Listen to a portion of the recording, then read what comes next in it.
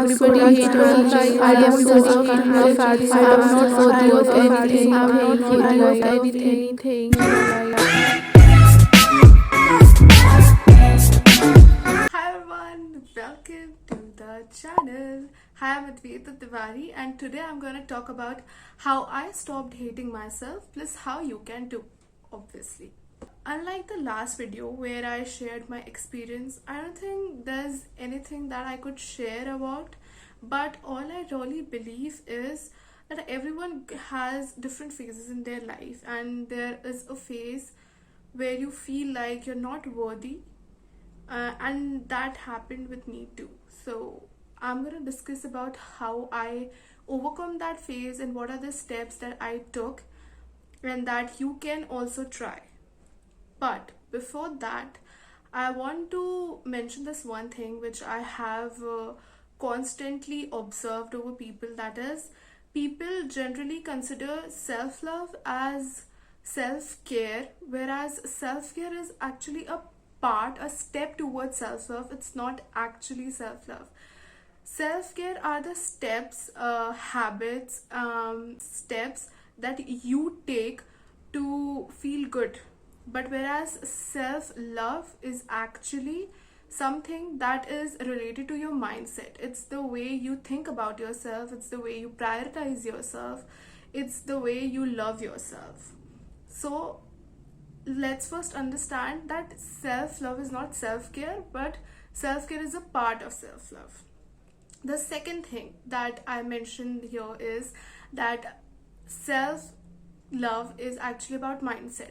So when we have to change our mindset, we need to answer few questions to our minds so that our mind could get detangled and it could understand things that we are putting inside it.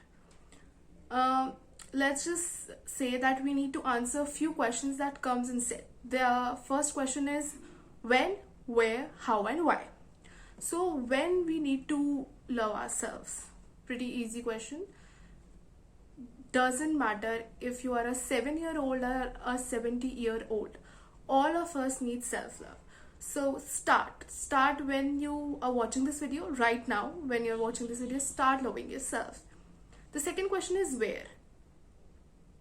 Anywhere, or let's just say everywhere, at your workplace, at your home, in your bed, while you are eating, everywhere love yourself. We will come to how later, but first I'll discuss why we need self-love. So to understand why we need self-love, let's take one example. Suppose you're starving, okay, and you want to eat something. So what will happen when someone serves you anything? If they serves anything that's not good for you, you will eat it because you need to fill yourself. But while you are filled enough and you are given an option on what to eat, you will choose something that is good for you, that makes you happy, not something that is toxic or that's unhealthy for you. The same happens with self-love. When you're filled with love, you will choose something over toxicity. You will choose something that is good for you over something that is toxic, that is not healthy for you. And not just this, self-love is important because it helps you to prioritize yourself, it helps you to make you feel worthy, and it helps you to explore yourself. Now, coming to the main point, that is how we can love ourselves. There are hundreds, thousands ways you can do that. There are most amount of things available on internet, on Google, that you can search. But today I'm going to mention the steps that actually worked for me. The first step is expose the hate. So how this works, why we need to expose the hate. When we expose the hate, suppose when we tell someone about our most worthless or about our worst feature to someone, it helps us to gain trust. It helps us to make our bond trustworthy and stronger. Not just that, it helps us to explore the trigger. It helps us to explore the features we hate about ourselves, and it helps us to understand where we need to work. So that's why it is important to expose the things that you hate or you don't like about yourself, you dislike about yourself. The second one is forgive yourself and everybody else. So why this one is so important, it is because when you hate yourself for something, obviously you think about it a lot. You think about why you hate that thing. When you are hating that yourself for that one thing, you would not be able to provide the love you want to provide yourself, because that hate will come to you every time you provide love to yourself. Suppose you want to love yourself and you are reminding yourself that, okay, I want to love myself because I'm worthy of it, but you hate yourself for one feature, it will be coming to you again and again. So it is important to forgive yourself. And why is it important to forgive others? It is important to forgive others to remove toxicity inside your brain and inside your heart. When you hate someone, you are so filled with the toxicity, the hatred for others, that you forget that this hatred and this toxicity is actually destroying you. Coming to the third point, that is the negative self-talk that you do with yourself is bullshit and you need to stop doing that.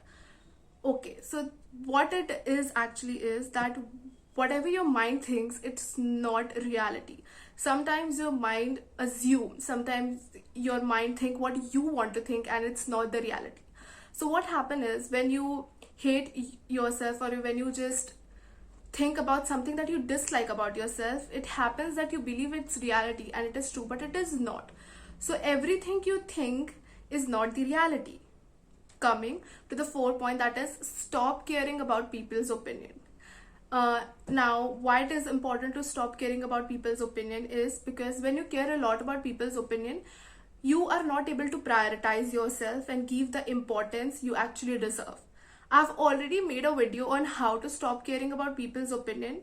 I'll be linking that in the description. Do check it out because these two videos are like sisters. They're like siblings. So you need to watch both of them. Now, coming to the next point, that is practice self-care, mindfulness, and gratitude. Why is it important to practice self-care? I know self-care is not self-love, I have already mentioned this, but it is important because your body and your mind are connected. If you are physically well, contribute in your mental well-beingness, and if you are mentally well, it will be contributing to your physical well-beingness. It is important that you take a little break for your manicure, pedicure, whatever you like in self-care, you can do that. And gratitude. So when I was on this phase of loving myself, I used to think that gratitude is actually generalizing. No, it is not. It is not. It's completely okay if you do gratitude inside your mind. I do that personally because I feel that's more easier. So what you really need to do on that is think about the qualities that you like in yourself, your physical features, your habits, your hobbies, anything that you like about yourself. And this way what will happen is you will realize that you have enough great qualities that you were ignoring. And I'm 110% sure the amount of qualities you like inside you will be greater than the things you dislike about yourself. Now coming to the sixth point, that is relishing your alone time. Why is it important to focus on your alone time so much?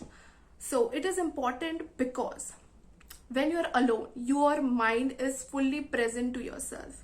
You're not focusing on someone else. So suppose if you have a 1 hour of alone time, try to spend that half an hour into yourself, unplug yourself from your social medias, televisions, or entertainment sources and focus on yourself. Focus on your mind, focus on what you're thinking and how things are going on for you. What are the things that are triggering you? What are the things that are not helping you? And what are the things that are helping you? And through this, coming to our very last point, that is let yourself fail. A lot of us fear that when we fail, we will still hate ourselves. That will be end of our lives. That will make us feel worse. That will not help us. And due to this, we just constantly fail more. So when you just fail, you realize the one fact, that is your happiness doesn't lies on external sources. So might be the chance that when you fail, you realize the fact that you were expecting something worse, but something good happened to you. For suppose you failed in an exam and you thought that your parents will beat you or punish you, but what happened was instead that it made them help you. It made your parents more closer to you, so it is an achievement for you. So this proves that everything you think inside your mind isn't a reality. There are things that will happen, that will change, and you need to focus on them too. And through this, I would like to end this video. If you like the video, give it a thumbs up. If you have any suggestions, comment that down below. And if you want to be the part of this family, subscribe to the channel. Till then, bye.